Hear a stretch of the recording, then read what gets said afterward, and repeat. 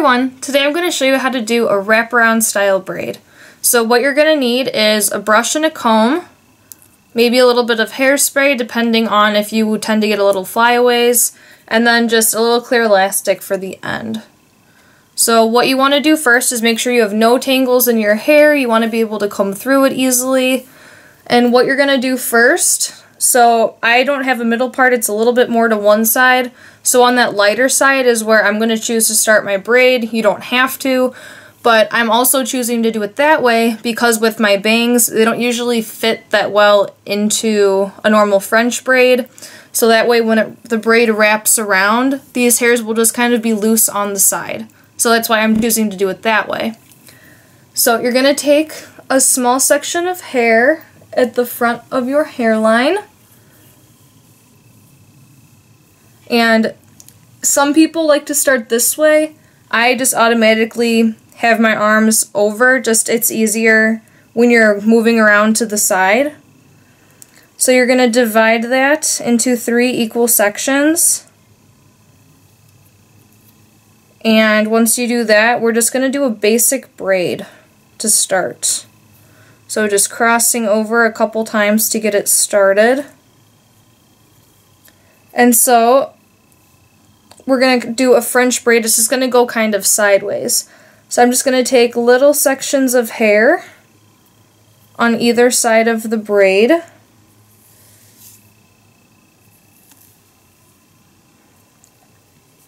So sometimes it's easier just to kind of put the section to the side and be able to grab that next section. And cross that right on over. So I'm just taking very little sections. I don't want them to be too big. I want it to be easy to handle and keep control of the sections of hair.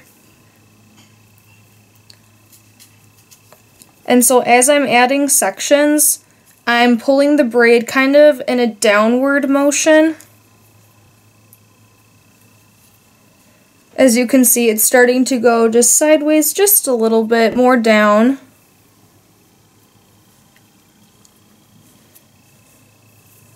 And we're just going to keep doing that until we get a little bit further down. So I'll speed it up for you guys until I get to the next part where we're going to do something a little bit different.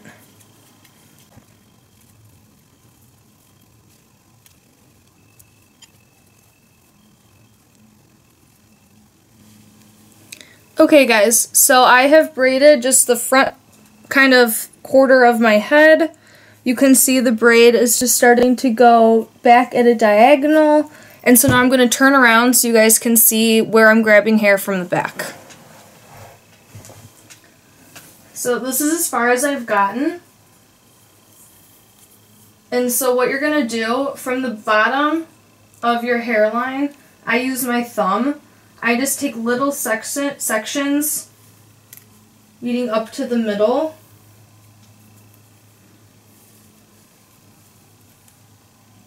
And then the top part, it's really easy to grab too far over. So I just kind of feel with my hand. If you have a mirror that you can see the back of your head, that does make it easier. But I just kind of feel, okay, that's where I just grabbed from the braid. So I'm just going to move my thumb over just a little bit and take from there. That also helps you to not take too big of sections.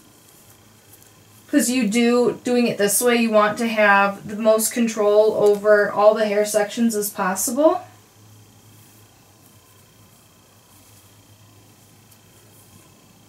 And so I'm just going to keep doing that. It's just moving over maybe an inch or so, grabbing that hair and adding it into the braid.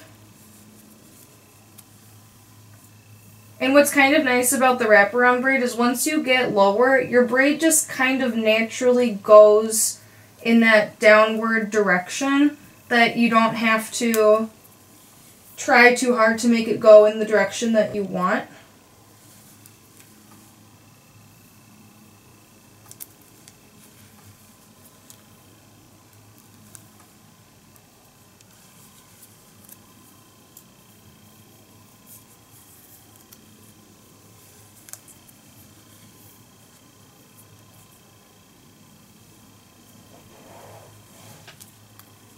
Okay, so now that we're this far, this is the last part that can get tricky. Because we have so much hair left, what we're going to do is this is going to be the next section, is I'm going to start taking from the side hairs kind of up top more and going at a deeper diagonal to get them to reach into the braid. And there's not a lot of hair left on the bottom, so the braid is going to come to an end pretty soon.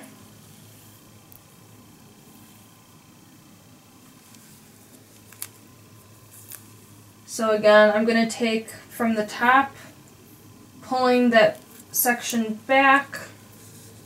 If the last few sections are on the bigger side, that's okay. And what I'm actually going to do, because there's no more sections on the bottom, at least one time I'm going to cross it over without grabbing more hair. And so this will probably be my last section. Just pull the hair back and cross it over. And so holding it, I can hold all of them in one hand, and I'll turn around.